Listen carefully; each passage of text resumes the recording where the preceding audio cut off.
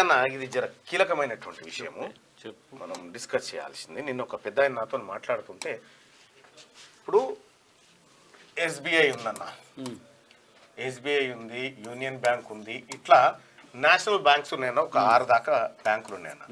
ఈ బ్యాంకులో ఇప్పుడు నీకు ఖాతా ఉంటుంది, నాకు ఖాతా ఉంటుంది, ఆయనకు ఖాతా ఉంటుంది, మనం ట్రాన్సాక్షన్ చేస్తుంటాం. ఒక బ్యాంకులో ఒక ఆయన 10,000 రూపాయలు ఉన్నాయనుకో, ఆయన మర్చిపోయిండో, యాక్సిడెంట్ అయిందో, చనిపోయిండో, నామ్ని ఎవడు పెట్టకో, ఈ 10,000 రూపాయలు ఇట్లున్నాయి ఒక మనిషి. ఇట్లా మొత్తం దేశవ్యాప్తంగా ఓన్లీ స్టేట్ బ్యాంక్ ఆఫ్ హైదరాబాద్లో, స్టేట్ బ్యాంక్ ఆఫ్ ఇండియాలోనే 21,78,777 మంది అన్న. 7,80,757 మంది కాదు 2,17,80,570. ఇగో ఇంతమంది ఖాతాల్లో సొమ్ము అట్లే ఉందన్న. మినిమం బ్యాలెన్స్ కాదు, డిపాజిట్లు ఉన్నాయి, ఫిక్స్డ్ డిపాజిట్లు ఉన్నాయి. ఓన్లీ ఎస్బీఐలో ఈ సొమ్ము ఇప్పుడు ఉందా? లేదు, ఉండదు. ఓన్లీ ఎస్బీఐది ఇది 2,17,80,757.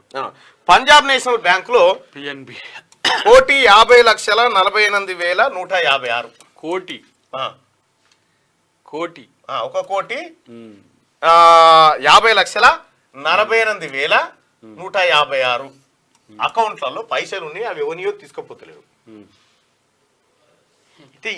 ఈ పైసలన్నీ ఎటువంటి ఈ నీరవ్ మోడీ, లలిత్ మోడీ ఎత్తుకపోయిన పైసలు ఈ దీంతో కవర్ చేస్తురా? అసలు సీక్రెట్ ఫండింగ్ కూడా ఉంటుంది, సీక్రెట్ ఫండింగ్ కూడా చేస్తూ ఖాతాలలో పెట్టి మర్చిపోయిన వాళ్ళు పైసలన్నీ ఏమవుతున్నాయి? మర్చిపోయినాయి అనే దానికంటే వాళ్ళు ఇప్పుడు డేటా ఉంటది కాబట్టి అవి వయబులే. లేదు, 10 ఏళ్ల తర్వాత ఆ ఖాతా పైసలు క్లోజ్ అయితే కస్టమర్ అవేర్నెస్ అనేటువంటి ఒక సంస్థకి ఇచ్చి కస్టమర్లను అవేర్ చేయడం కోసం ఈ ఫండ్స్ ఇస్తారట. మరి అవి ఇస్తుర్రా? ఏం కస్టమర్ అవేర్ చేస్తారు? మీరు ఇంట్లో ఖాతాలలో ఇట్లుంటే పైసలు ఇవి అవేర్నెస్ చేయడం కోసం ఇస్తారట. ఇక్కడ అంత పెద్ద fund pooling, depositor awareness fund. దాన్ని ఇప్పుడు ఇక్కడ ఒక్కటి మాట్లాడుకోవాలి. బోర్డు పాత బోర్డుది. ఇప్పుడు ఇది ఉంది కదా, మనము 1969లో మనం ఏం చేసినామంటే ఫస్ట్ 6 బ్యాంక్స్ జాతీయకరణ చేసినాం. 1974లో 14 బ్యాంక్స్ నేషనలైజ్ చేసినాం. అవును. ఇప్పుడు ఇవి రెండే తీసుకో అంటే ఎంత నీకు? 20 బ్యాంకులు ఉండాలి కదా. ఇవన్నీ ఎన్ని ఎరికేనా? 6 బ్యాంకులు అయినాయి. ఇంకా గమ్మత్ ఏంటంటే ఈ 6 బ్యాంకులల్లో ఇలాంటి నిధులన్నీ కూడా పబ్లిక్ సెక్టార్ యూనిట్స్ కి ఇవ్వాలి. అంటే పబ్లిక్ సెక్టర్ ప్రభుత్వ రంగ సంస్థలకు, వీళ్ళంతా కూడా ప్రైవేట్ రంగ సంస్థలకే ఇస్తారు. ఇప్పుడు మన రైతు రుణమాఫీ ఉందనుకోండి, రైతు రుణమాఫీ ఇయ్యమంటే మేము ఇయ్యమంటారు. ఎవరు? బీజేపీ. అదే నువ్వు కార్పొరేట్ రుణమాఫీ అనుకో, ఇమ్మీడియట్ గా ఎవడు ఎంత అంటే అంతే. దీనికి కమిషన్స్ ఉంటాయి, దీనికేమో సామాజిక ప్రయోజనం ఉంటుంది. దీనికి ఇవ్వాలన్నా మనం కార్పొరేట్లకు ఇవ్వాలన్నా? మోడీ అయితే దీనికి ఇవ్వాల్సి ఉంటుంది. మోడీ ఇంకా ఈ కార్పొరేట్లే.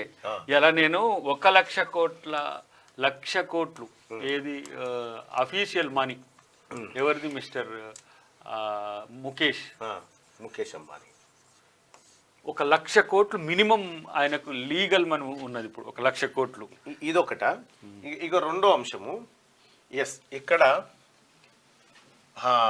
ఎయిర్లైన్స్, దాన్ని మనది ఏంది? ఎయిర్ ఇండియా లాస్ లో ఉన్నది కాబట్టి దాన్ని అప్పచెప్పారు. సరే, పాత సంస్థకే ఇచ్చారు అనుకుందాం, టెండర్లు వేసి కొనుక్కున్నారు. ఇది నష్టాల్లో ఉంది. ఎల్ఐసి అయితే లాభాలలోనే ఉంది కదా. ప్రభుత్వానికి ఆదాయం తీసుకొస్తున్న ఎల్ఐసిని ప్రైవేట్ వ్యక్తులకు ఇవ్వడంలో అర్థమైంది. 1,20,00,000 1,20,00,000 కోట్లు ఈ పిఎస్యుల విలువ. అవును. దీన్ని 6 లక్షల కోట్లకు తెగనమ్మిండు. అంతే. ఇంకా ఉన్నాయంటుంది ఆమె పెద్దమ్మ.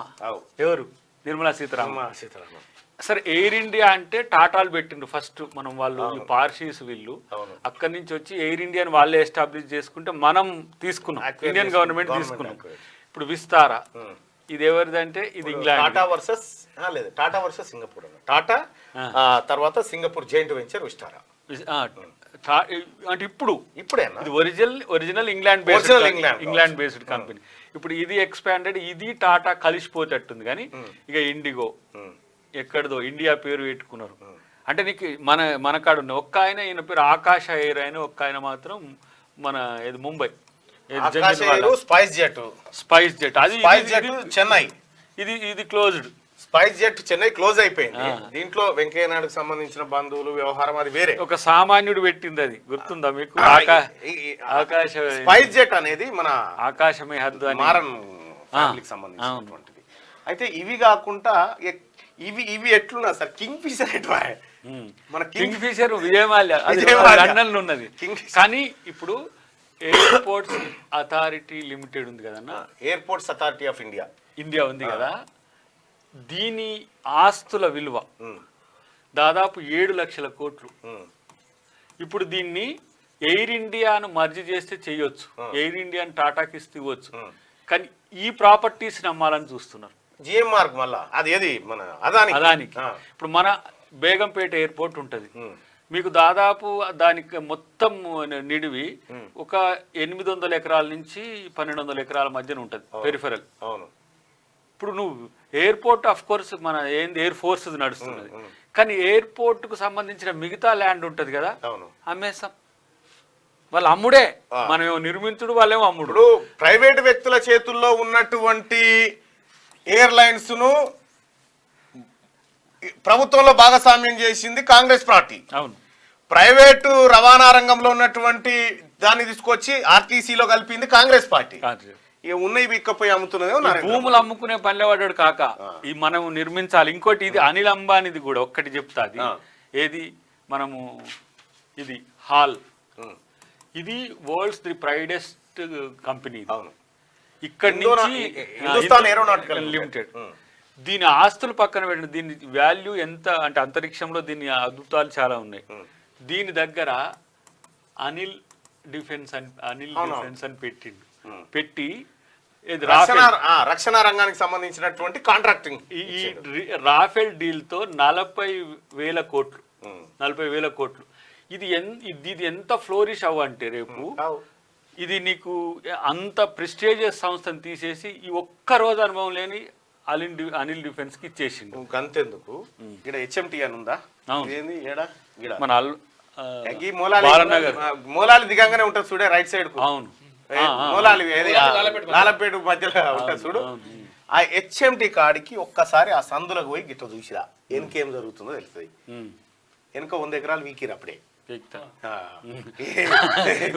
భూముల మీదనే పడ్డారు.